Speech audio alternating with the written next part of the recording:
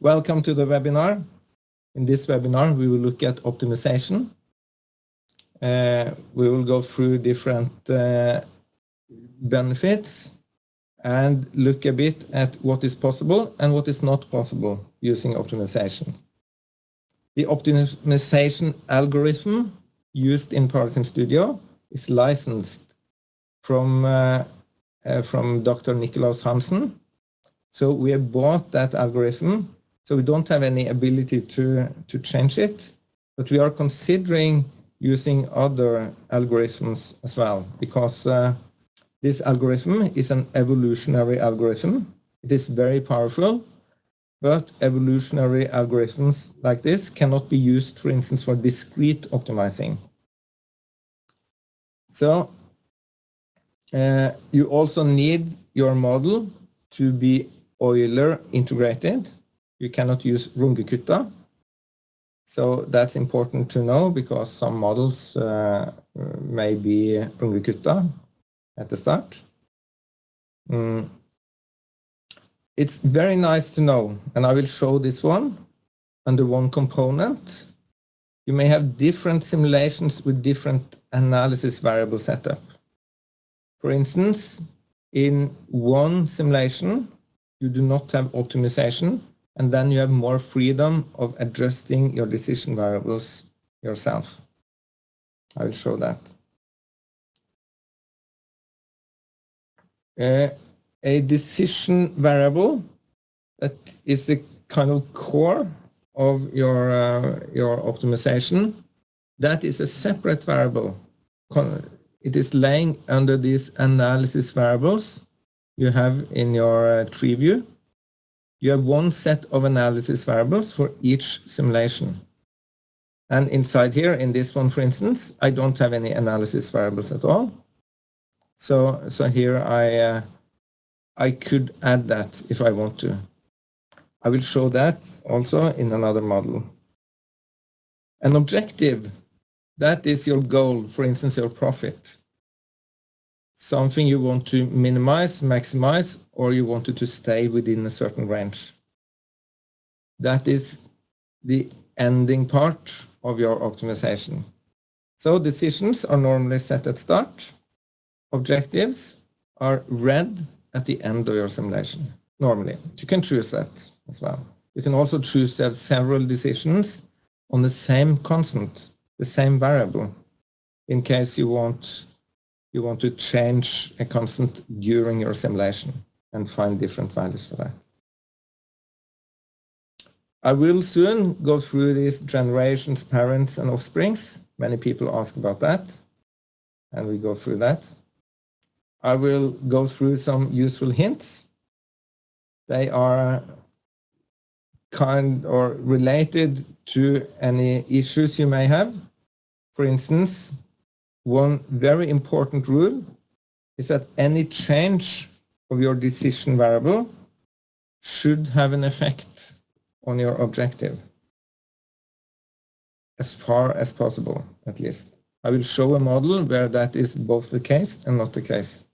I will show another model where it is not the case at all, and show that in that case it will not be able to find the minimum value.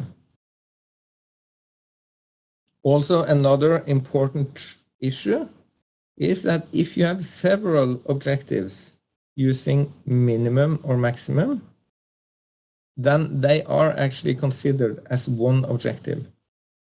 Meaning, if you have one maximum, for instance, for each department, then your decision parameters for each department will be changed to improve your objective in the other department as well. So if you need several maximum objectives, for instance, then you should be aware of that there's no connection directly between the decision and each objective. All decisions will have influence on all objectives seen from the optimizer. If you have some time left at the end, I will also show how you can use optimization based on uncertain values. That's so-called risk management. Of course, you could run a model directly. You could simulate with optimization. In that case, you're just optimizing without any uncertainty. But with uncertainty, you can do the same thing. If you have uncertainty and do not run optimization, then you're running a risk assessment, normal risk assessment, like the previous or the other webinar we had for that. If you want to combine optimization and uncertainty, then you run a so-called risk management. And in that case, you have the ability to use objectives of a percentile, for instance. So that means you can say with a certain confidence level that this value on the decision will give a profit higher than 0, for instance, or a net present value typically. If you have a net present value, you could say that you want to be 90% certain that it will go positive with the uncertainties, for instance, in stock exchange courses and so on. So you have many uncertain values in many cases. So let's go back to the start here. I would like to show a very simple model. I build it from the start. Let's take an empty model. In here, I first, in this case, I just say my time step goes 360 days. So now I only have 2 time steps in this entire model. That means I do not want to use any levels and so on. I just want to use this as my input. Let's say this is value 4, and I want to scale it from 0 to 10. That's how I fix it. So here, and I have an output. This output could be something going through many feedback loops and everything, and you eventually end up with the output of your model. So now I'm simplifying very much, but inside here, I want to just make a graph. So I'm using this graph function, and I say in here, I'm using this wizard, clicking in graph, and I say 11 points, for instance, starting on 0, stepping on 1. Then I have the value from 0 to 10 also on my output. So here I say I want to start high, and I go down and up again. Now I want to make an optimization where I want to find this lower point. I know it is 2.83. That's the lowest point here on the input x equals 5. But let's see if we can make an optimization where the optimizer finds this. So I need to put the input as input to the graph function. So we can look at the auto report here, put a slider like this. Now you see if I have a low value on input, I get 7.4. If I have a high value, I also get a high value here. So in between, I know that it's on 5. I have the lowest value. But let's see now, can we make an optimizer find this? Let me also save this so I can send it to you. Opt for optimization. So if I try pressing this button without setting up my decisions, then I get an error message saying, in order to optimize, I need to set these variables. So it asks me even, do I want to open this window now? If I say yes, then I open these analysis variables. Alternatively, I can just double-click this one. That's what it did now. So in this case, I do not have any uncertainties, so I go directly on decisions. I want my input variable to be connected to a decision variable inside these analysis variables. So I right-click decisions and say add decision. Then I need to choose which one. I only have one constant here, so that's the only possible one. I say I want to change this from 0 to 10. That's the area I want to search within to find this value. Then I do the same thing for the objective. I right-click, say add objective. That's this one. I do not want any limit, but I want, I can double-click here to find it easier. The operator should not be larger than a certain value, which is the default. I could also choose in with between two limits or not inside and so on. But in this case, I want the minimum value. I want, for instance, if this is a cost, then I say I want to find what decision variable or value do I need to get the minimum value here. Okay. Then I go back here, save the model, and press the optimize button. Then I'm asked for some values. I will come back to those afterwards. Now I just press finish here. Then it's running. After 60 generations now of the 300 I could have used, then I got a stagnation. And it gave me a value 2.83, which is the lowest one with the input value 5. So this input value 5 was now found by the optimizer. I can test again. I go into the graph function, change it a bit just to verify. I make another one down there, for instance. Let's make it a bit hard for it. I want now to find the 7 value. Okay, so I run it again. Then, oh, it didn't find it. 645, 235. Let's see here if I'm able to get it lower. Yeah, this wasn't a very good one. 7. In that case, I need to change my parameters. So let's see if we can make it find it, because now I'm running only 3 parents. So I increase that a bit. I also say I need more offsprings. Actually, I need 5 times more offsprings than parents. So in this case, I need 20 offsprings. So I try it again. Then after 59, now you see it found it. So it could be useful increasing this one, but I actually think it should have continued since it had many more generations to run on. But now it found this lower value, 156. Let's verify again. 156 is the lowest value here. You see this one on 7, 156. What if I make a curve like this? Now you see the lowest value is a little bit below 7 here. Let's just see if it finds that.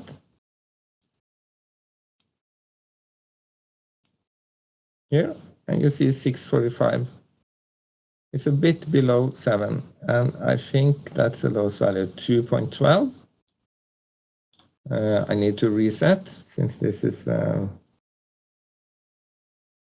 2. Well, it didn't really find it. There you see 1. So I need to increase this one again. It's maybe a bit bad case here. I'm making it difficult for it to do these ones, but here it should be 6.9 approximately. We should find here. So I try again. Now it should be approximately 6.5. In addition, I increase my number of parents. Let's increase it to 6. See, I could say 2. or let's say 70 offsprings. Then I'm doing many offsprings and it runs. And now it got 6.59. That at least should be the lowest one. I reset and you see that is the lowest value. 121 is the lowest one. So what did I adjust here? And what happened? Why didn't I always get the lowest value as I expected? And how can I manipulate that? So I start this optimization again. The first input here is generations. One generation is the same as a generation for animals and humans. In each generation, we have some parents.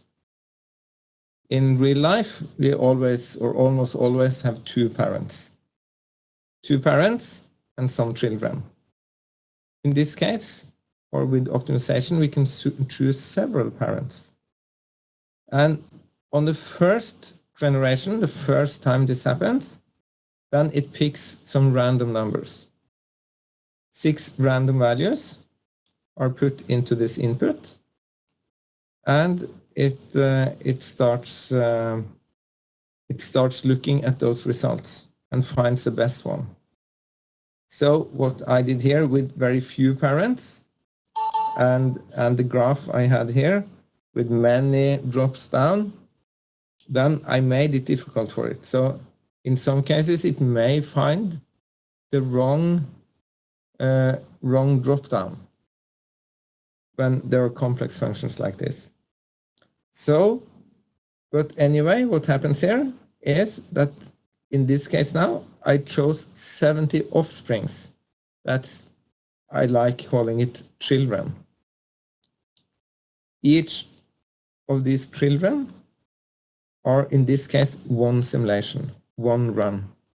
So now it made 70 runs with those 6 random values. And then in the next generation, then the 6 parents are not random numbers directly, but those numbers are based on the 6 best offsprings. So it finds the offsprings that are best among these runs and use them on the parents. And then it starts analyzing, is it better to increase this value or decrease this value? That happens on each generation. And then we have this input for convergence. If the change over some generations, I'm not really sure how many, but if the change is lower than this number, then we get this stagnation message saying that now it interrupts the number of generations because it doesn't find any better value. But there's no guarantee that it will find the real correct one. As we saw in this case, it is just based on random numbers. So depending on what kind of optimization you're running, you should, in cases where you have many drop-downs that may be close to the lowest one, then you should have many offsprings as well. In cases where you have just one variable or things like that, then you don't need many offsprings. So it's you should play a bit with this, look at known values, and maybe use this as a help to adjust your decision values. Okay, the last parameter here is seed. That is simply what initial random numbers are picked and how the random generator is used to adjust these values. There's also a last way of using random numbers while this is running, because to avoid focusing on the wrong drop-down in the value, like we have here, then sometimes it picks a mutation, it's called. inside this algorithm, it picks just a random value. Even if it has 6 good values from the offsprings, then it picks one independent on these offsprings, in case it can find another one. But it's all based on random values, and there may always be a small drop down somewhere that it cannot find.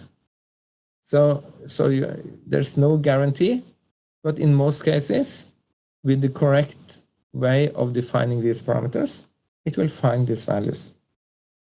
So I will show another very simple example. I can run this one again, and we found this one.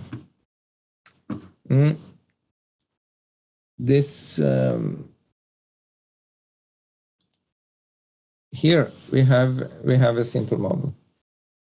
In this case, by running the model, we are throwing this object. Here we have the slope. I guess this may not be very visible through the internet and WebEx, but when I'm setting this one, maybe I can set down the step a bit. I do that here. Then you see I'm throwing that object, and it lands somewhere.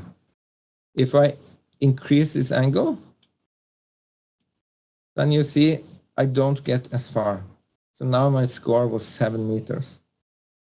Okay, then I decrease it rather than increasing it. So if I go down here, you see now I threw it further, but I can reach even further by increasing this angle. So the question is, how can I get this object as far out as possible? So that is then a good way of using the optimizer. But in this case, you see I have 3 simulations. I have one simulation here with no optimization. You see if I press the button here, it tells me I need objectives and decisions. But I don't go in there. I'd rather go to this one. Here you see the same, it's the same simulation, or no, the same model, but not the same simulation. So in this case, I can run the model the same way, but you see I cannot change this one, even if it's a permanent variable. That's because it's connected to this initial angle we have here as a decision variable. So if I reset the model, then it's okay. I can change it. Run it like this. But now I want the optimizer to find this value. I go in here. I run. I go to stagnation. And here you see, now I got 62 meters with this value. The variable is here, 25,040 is the optimized angle. I could try to change it just to verify that it's correct. So I try to increase it a little bit. And see here, then you see it dropped a little bit. I try to go the other way. Then it also dropped a little bit. So this was a pretty simple way of doing the optimization. Okay.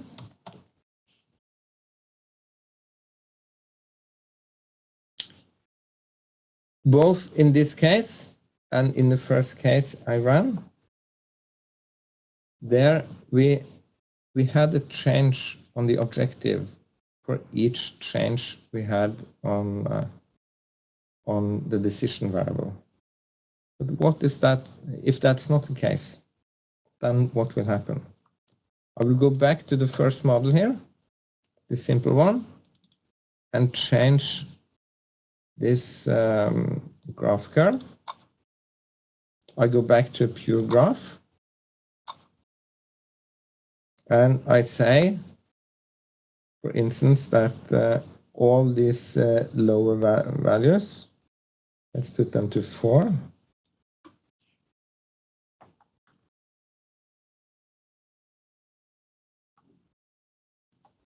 Like that. And I put these ones up here. What will now be the result of finding the least one? if I run the optimizer now, even if having all this, then I got a value 6.39 and I get 4. So it is correct, but it's pretty random where I hit this. I could also have reset here. I could have had 659, that also gives 4. And many different values here. So in this case, it's not really a problem because it finds the lowest value, but with a bit unpredictable value on my input. Of course, because they're all correct. If I do something else here, now you see on this graph, the asymptotes here, they are horizontal by default. If I reduce this one, then it's pretty predictable that this 3.16 is the lowest value. Let's just verify that. But note these asymptotes, they are horizontal. So I go in here, I run the optimizer, and you see I got this 3.16 at the value 7. I would be disappointed if it didn't find that. But what now? If this one, let's first scale this one from -100 to 10. Then you see I need to reset.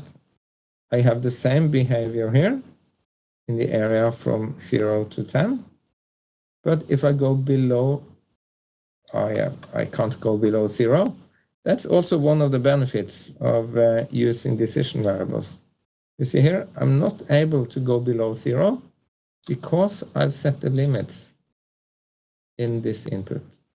I also need to change this one if I want to be able to set the value lower than 0. So I do that, and you see here, no matter what value I put here, I get a result of this 7.43. If I go above 0, then it drops and goes up again. If I try optimizing this, then it may not find the optimum value. Let's see. 3.30. What was the lowest value?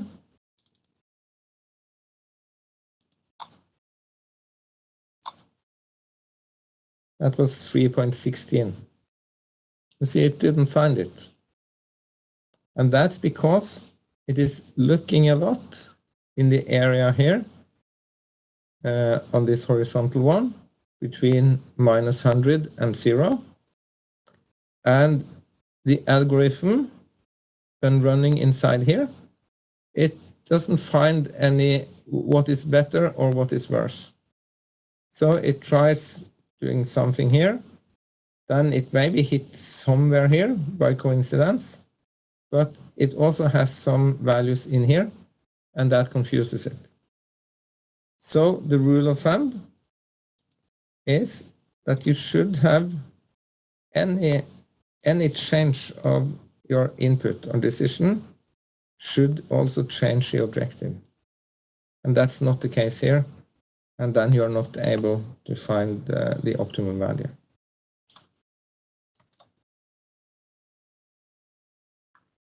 This other issue I mentioned with minimum or maximum, that is just nice to know. I will show a little bit here regarding the objective, what parameters you have. In this case, we only have one, so we don't need any weight between the different objectives. But in case you have many objectives, you have two ways of weighting between those. First, you need this normalizing divisor. Let's say you have one value, which is in kilometers, and one in meters. Then you want them to have the same significance before you start weighting them. One may need to be weighted higher, but you should divide both of them, for instance, by 1 meter. So you have the same normalized value on them, saying that, for instance, or let's say you divide by 1 kilometer, then 1 kilometer will give the value 1, and 0 kilometer will give the value 0. Same with the meter value. 1,000 meters will give the value 1, and 0 meters the value 0. When you have done that for both of them, then you can start weighting them. And the weight will simply make one of them more significant than the other. But the issue regarding this, and what is not there in this algorithm, that is that you can't say that one of your decisions only should have influence on one of the objectives. But the algorithm doesn't know that. It can't know what dependencies you have inside the model. So if you want to optimize based on that, then you should make one simulation with the first decision and first objective, then another simulation with the other decision and the other objective. Then you may need to iterate a bit between them to find the best total solution, but running them in the same optimizer, that may also work, but you may need many generations to do it, because changing one decision may increase one of the objectives, so it gives a better result, but it may also decrease the other one. And the other one may be decreased because of the change in the other decision. So just keep that in mind, that if you have 2 or more objectives where both of them are minimum or maximum, you could have combined these objectives manually into one variable in the model. If you keep that in mind, it's easy to understand how this works and what effects you will have if one decision only has influence on one objective, and so on. Okay? So I would like to show another model where we have lots of decisions, where we are kind of squeezing what is possible to achieve with the optimizer. So here you see a sine curve, this red one. We can change the period of it, and actually we have 2 periods. We have also a period here. So we are combining these 2 sine curves, and we can move them up and down. The objective in this one is, if we have drawn just a random green line here, how can we make these sine curves fit into this green line? You see, if I increase the amplitude here, I have some large fluctuations in this one. So if I increase the amplitude and reduce the period a bit, then you see my total deviation here went down, and I'm hitting them approximately like this. So I want them to go as far down as possible. You see here I'm pretty close. But here I can use the optimizer. And in this case, you see I have all these decisions and one objective. To run that, you see here, then I'm using 1,000 generations up to that. 20 parents and 100 offsprings. If we look in the agenda, that is also the maximum possible for running optimization. Okay? So now you see I've always pressed finished here, but I could press the next button. When I do that, then I first get a list of all my decisions. Maybe I want to shrink the minimum and maximum value. Even if I've defined something here in the analysis variables, I can shrink them even more inside here. That's possible to do. Same way, I also get a list of all the objectives. In this case, there's only one. I could change the weight, for instance, between them. Then I finish and I'm running it.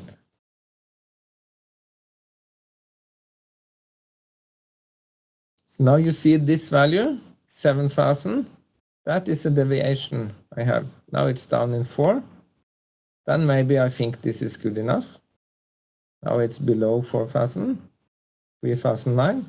If I press OK here while it's running, and it asks me if I want to apply the best decision so far. I say yes to that. And then you see it finds a pretty close match here. If I change this one, need to reset, change this one, then you see this deviation goes up at once. I'll do that, press auto scale. Then I easier see that just there it matches now. And this value is the one we are optimizing. So I could try drawing another one. Just draw something like this and see if it finds that. I guess it will not find it with that good accuracy, but I try here. I will see 112,000. That's almost no match at all. I would like it to get down to maybe 10,000 would be nice. But maybe there's no solution at all for this. You see, it goes down. After some generations here, it finds better and better results. And this is how it goes. I will send you this model as well, so you can play with it if you have signed in for the webinar. So I applied the best one so far. You see, this wasn't very good. 76,000. I could have waited more, possibly get a better result. But here I could also try doing it manually. And that's often something we do. We run the optimizer to find a pretty good result. And maybe we want to adjust it afterwards ourselves. 76,000. If I increase, need to reset. If I increase this one, it went up, but if I put it there and reduce the period a little bit, now you see I'm on 29,000. But what had happened here is that my offset was put all the way to the maximum limit. And then it didn't find that actually I can move this offset in the other direction as well. So by finding that, maybe if I want the optimizer to do it, then I could have forced this offset into an area where I know it's more useful, and I could run the optimizer again. I would encourage you to try this one. It's you learn a lot about the optimizer by running this simple model. Okay. And there are some questions now. Sorry, I haven't followed it. Is there a journal publication? I have a question here. Yeah. You mentioned at the beginning that you can see me, I guess. You mentioned at the beginning that the existing evolutionary algorithm is not good for discrete simulation. That's correct. Yeah. So my question would be, what would you use in such a case? Or how would you use Powersim in a situation where you would need to optimize a discrete simulation model? Yeah, then you have two options. One option is to make kind of a parent model where you're changing your discrete inputs.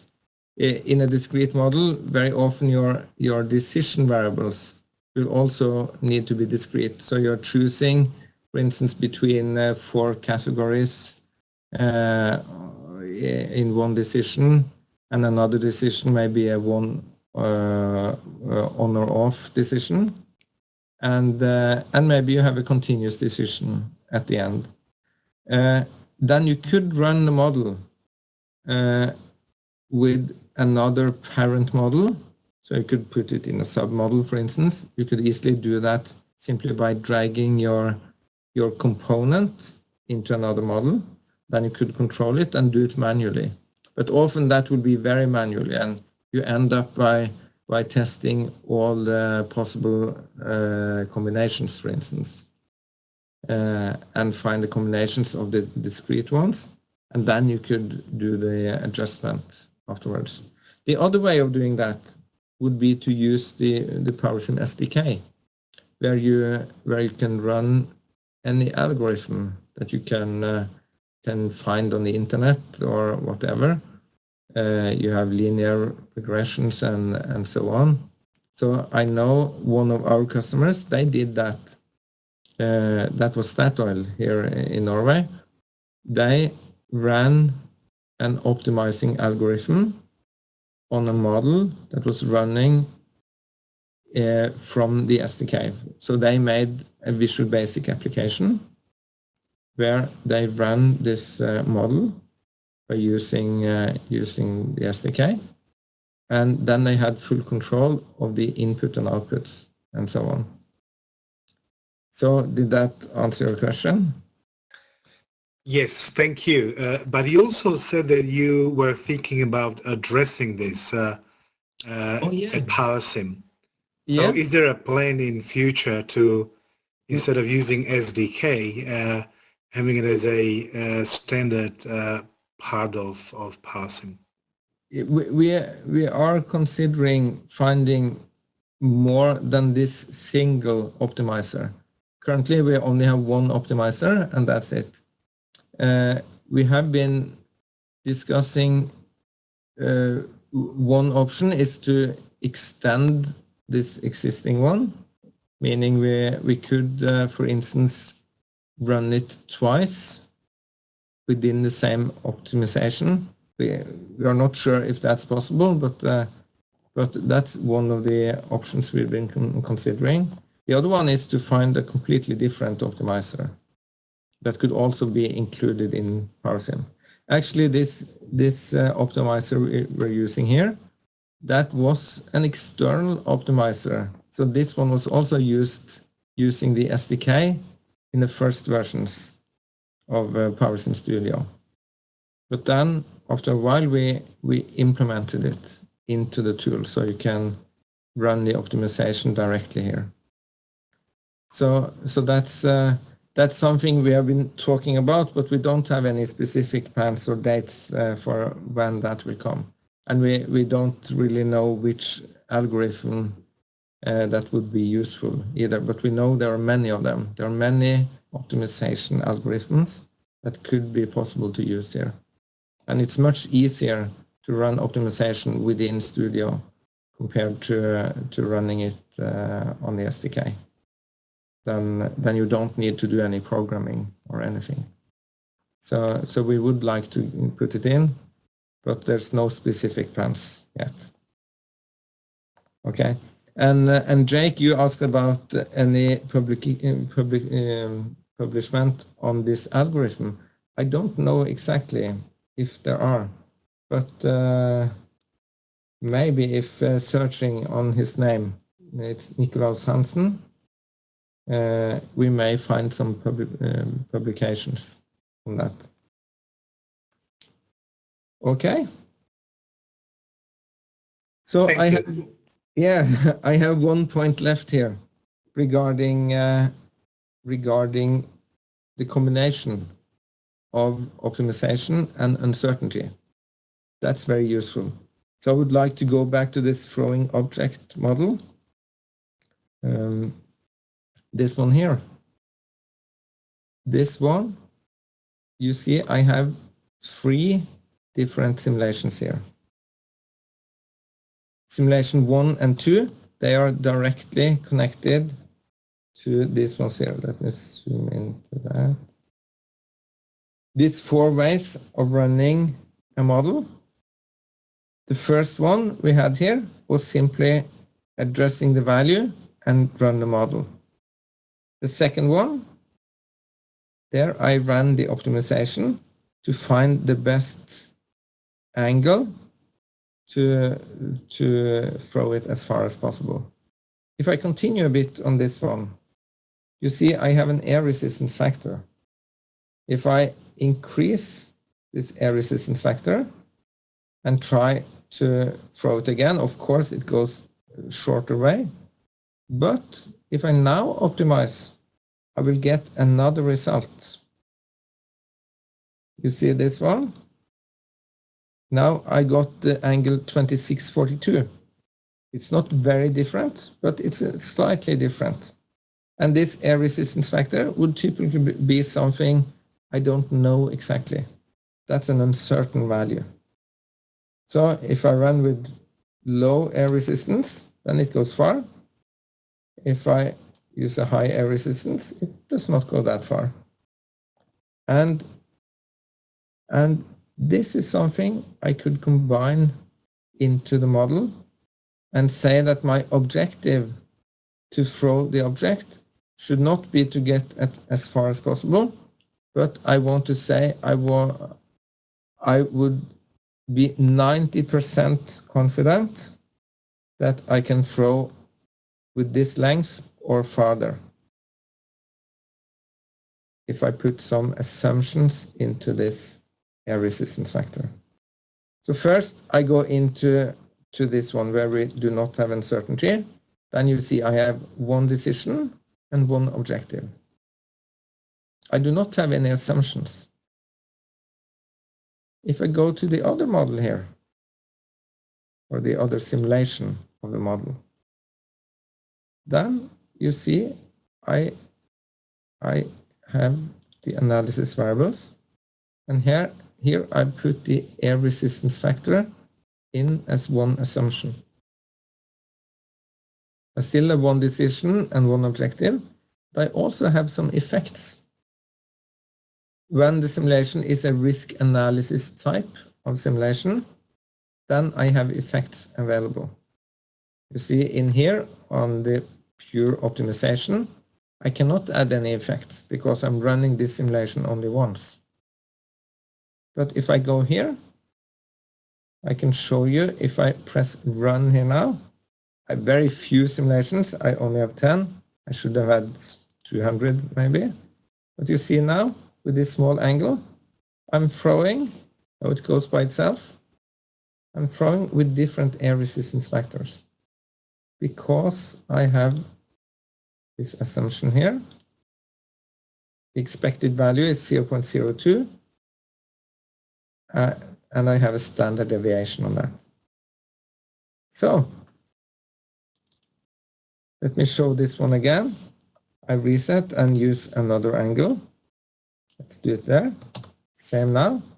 First, it do some jumps with very low air resistance.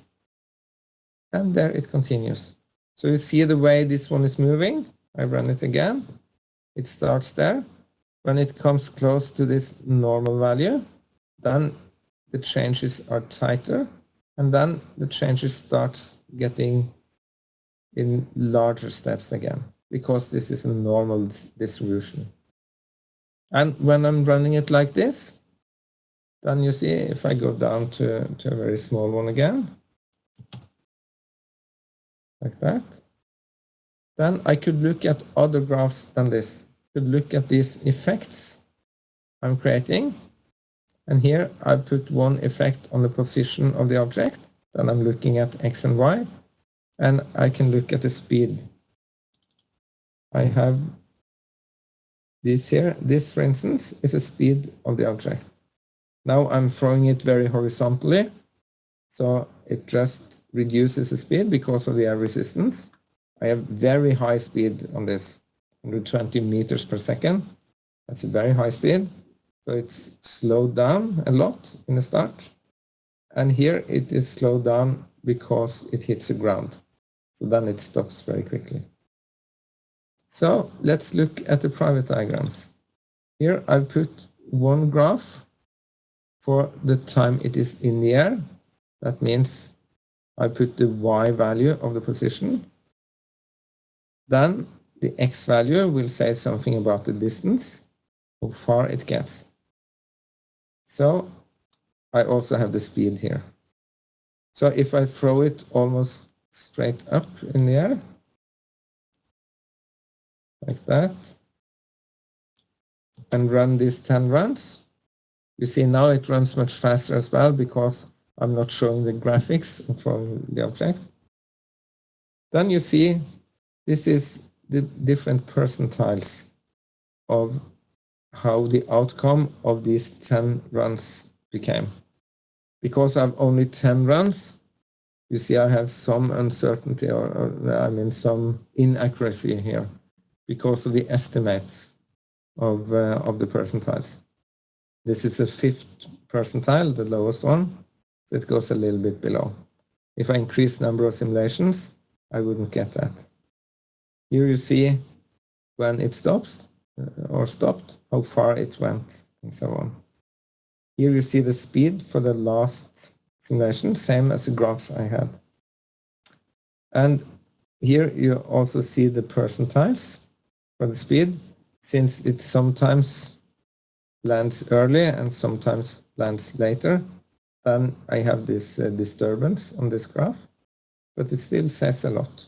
So if I run the optimizer now, then I'm able to say that I want the objective not to be the direct value, but my objective here is the gained distance from starting point, and I want it to be above 71.4 meters. And this gained distance, I'm not using the value directly, but I'm using the 10th percentile, meaning the percentile saying that it's 10% probability that the value will be lower than this value. So that means it is 90% probability that I will throw further than this value. So now I have a confidence of 90% that this will work if it finds a value. Here I'm using the standard ones, 300 generations, some offsprings and so on. And now it found, I reached the target. So if I go in here now, look at this one, I got just above 71.46 meters. I could have used the maximum value as well, but then it would have continued forever. So maybe not forever, but a long time, almost all the generations. So in this case, normally you don't set it up like this. Normally you would have one maximum value, for instance, and have this limit in addition as a second objective. Because this is very powerful. If you run, you can run your normal maximizing objective, but in addition, you want to be 90% confident that, for instance, your net present value is positive. That is a very nice feature. So if we look into this one again, now you see the air resistance was changed as an assumption, and this angle was changed due to our decision variable. So the decision was changed once for each parent in this simulation. What's important to know when you are running risk management like this is that each of these offsprings, it's no longer one run on these offsprings. Here I'm running 15 offsprings, and each of those, they run the model 10 times. So I'm running the entire risk assessment for each offspring. So it may be time consuming doing this. Now I'm using a very simple model, so it runs fast. It also finds it after just a few generations. But if we run it again, you see here simulation so far, even after, does it stop now on 9? Yeah, the 9th generation. Then it has run the simulation more than 1,000 times. So it's good to keep in mind that you should not have too many runs in your risk assessment. And you should, even though you get a better result by increasing the number of offsprings, then you shouldn't increase them too much when doing this. That will take time. Okay. So there's another question regarding description of the effects option under the analysis variables.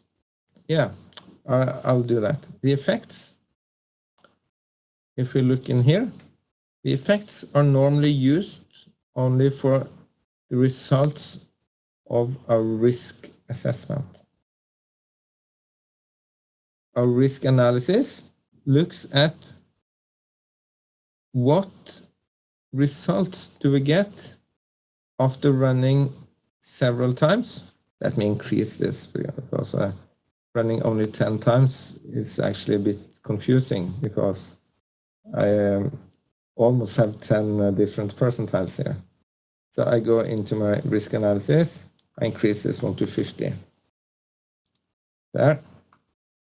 So now if running that here, you see that is time consuming. But now it is changed less on each run. I'm running with Latin hypercube. That means that my assumption picks one new value for each of these. You see now it goes in very small steps, around 0.02 and so on. And the steps will start again because it's a normal distribution on this. So now I'm running 50 runs. These effects I have here, I have chosen to look at the percentiles. I could also look at the average, standard deviation, and so on among all these. I'm not logging that in this simulation. So I can also look at the highest and lowest value of all those 50 ones. But the most useful here is the percentiles. So the effects after running these 50 runs, I look at where is the value that will give me 5% probability that we are under this value, 10% probability that we are under this value, and so on. That is the values we get here. So this lower one, for instance, or let's look at this one, the 95th percentile. It is 95% probability that the speed will be under this value if you look at all the runs. Let's again look at this one. This is the speed. When I'm running these 50 runs, you see, well, it only changed the scaling here. But since this one is changing, then we get this result. The speed goes down, it goes a bit up again when it falls down, and then it falls back. So if we, let's increase this one a bit, because that speed is, you see the speed now? The speed falls down when the object is going up into the air. Then it almost stops, that's down here. And it starts falling down, then the speed increases a bit again. So if you look at the percentiles for this, sometimes it will, with the high air resistance, it will fall down very soon. With low air resistance, it takes longer time, both until it's on the top value where the speed is lowest and until it falls down. So that's why we get this wide angle here. So these are some of the effects we have. And the clue here when running optimization combined with uncertainty is that we can use these effects as our objectives. You actually have two ways of running the objectives. You could say you want to run as a confidence level. Then you can choose, for instance, 12% confidence level. But normally we recommend using the estimate. Then you also have this max and min operators available. So, did that answer your question regarding what are these effects? So in this case, there are two things actually. They are the result of the risk analysis, and the risk analysis in this case is a case where we have one initial angle and we run this initial angle with different air resistance factors. Let me slow down this simulation as well. I say here that it should be slowed down. How you see this one? Now it's running with a very low air resistance. And you see here, actually some of them are, it doesn't even hit the ground because it goes too far up. But now it starts hitting the ground. And for each of these 50 simulations, we have a different slope here. We have a different speed graph. We have different X and different Y. After all these ones have run, then it creates these graphs, and these graphs, they show the effects. Okay, another question. Please interrupt me if I'm not explaining well enough. Including an example model. Yeah, I will put this model in as well. This throwing object model, so you can play with it. And then again, if you want to play with this one, then look at this first simulation 1. That is equivalent to the first square here. The second one is equivalent to the second. And the third one is equivalent to both of these ones. Actually, I could run this simulation 2, this one here. I could run that as this first box as well. But the reason for not doing that is that I cannot change this value. I'm trying to change it, but I have to reset the model each time because this one is connected to this decision variable. So I'm adjusting it, then I run the model. Okay, if I try to address it again, I can't do that. Even if this variable, you see, it is a permanent variable. So normally I would be able to change a permanent variable at stop time. But I cannot do that because of the decision variable. And the decision variable kind of holds this one same way as I could limit it. So if I reset now, you see I can increase it to not to 90%, only to 89%, as you see here, because my analysis variable, this initial value, goes from 1 to 89. I do not allow 0 and 90, but if I go to the other simulation here I do not have any decision variables at all.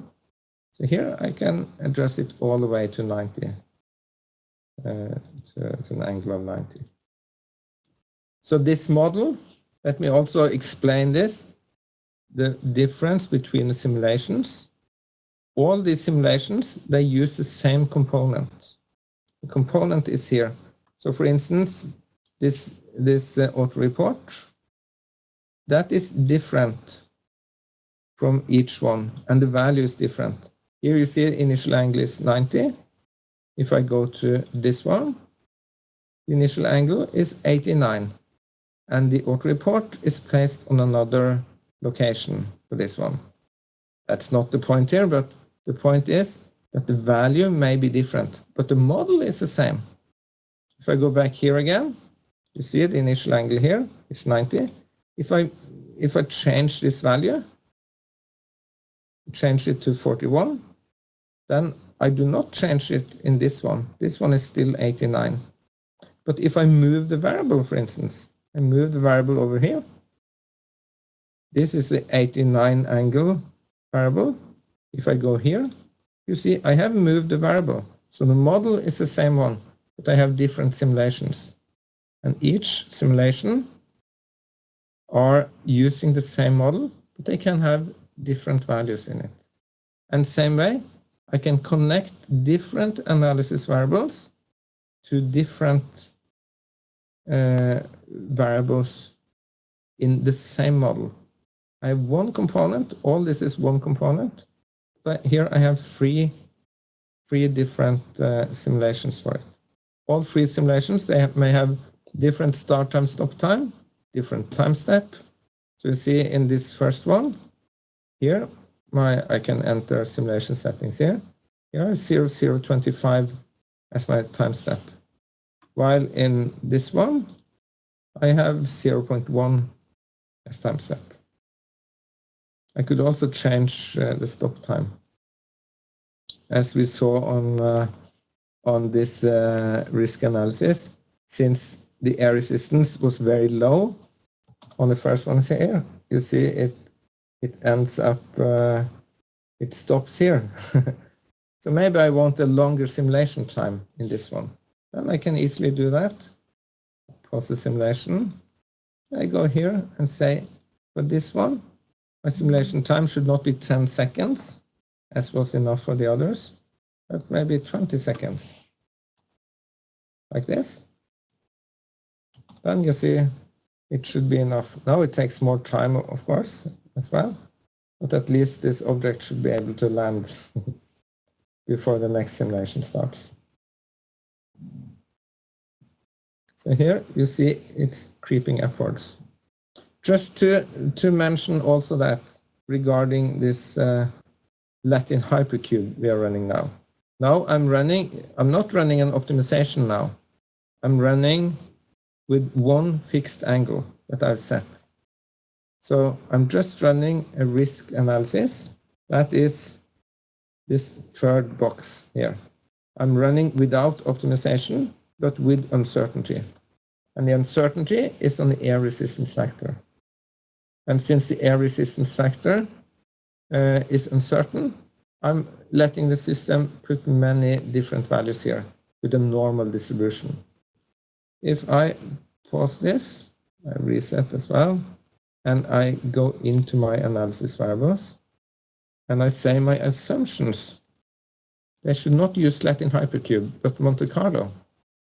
Monte Carlo is an alternative where I use random values rather than this Latin hypercube algorithm. So if running now, you will see that this value here, it picked that one. Then on the next run, it picked one value here. So now you see it's picking random values for the air resistance. Now it went a bit down again, and so on. So this is Monte Carlo. Now, with random values, I will get pretty much the same result. I can go in here and see. You see, now it runs much faster. So after 50 runs, I will have this percentiles, and they will not maybe look as smooth as the previous one. Well, they're smooth enough. But now this is based on completely random values. But if I go back to 10 simulations, then I think it should not be as smooth. Let's try that, just to show the point of that running. So now I'm running 10 simulations, and now you see I got very much space here, and that's because I'm not running enough simulations. But okay, let's do that, and I run an optimization for this one. and now maybe it won't find solution at all. Now you see, with this increased number of seconds and so on, it's using much more time on each simulation. And each offspring, it runs the model many times, 10 times on each offspring. And sometimes it may interrupt the offsprings within a generation before it reaches 15. That depends on how good results it finds.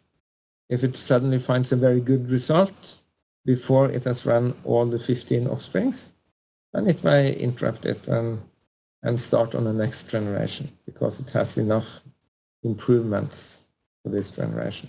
But I see I won't get it here, so I just interrupt it and say I want to run it so far. So then I'm running the 10 runs with the new parameter, which was here, a bit below 30.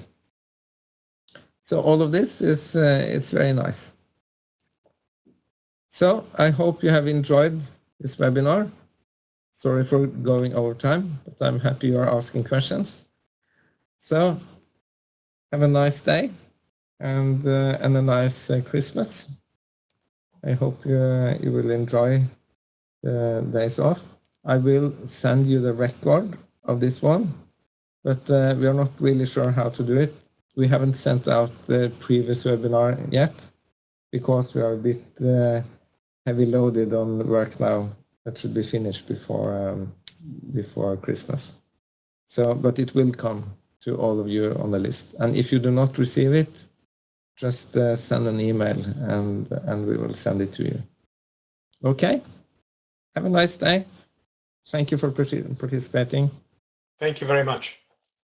Thank you.